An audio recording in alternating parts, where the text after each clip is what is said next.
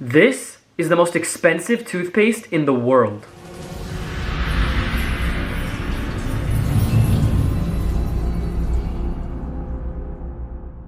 If you were to search this up, you would see that it costs more than $100. And when toothpaste are normally $5 to $10, you begin to think, why is it so expensive?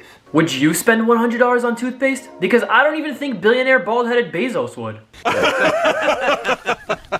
What gives this toothpaste its crazy price tag is an ingredient known as Renal. It comes from cocoa plants that are actually used to make chocolate. And the company claims that it's a safe to swallow ingredient that actually protects your teeth. So is eating chocolate protecting our teeth? Make sure to stick around to the end of the video because before I give my final rating, we're gonna try it out.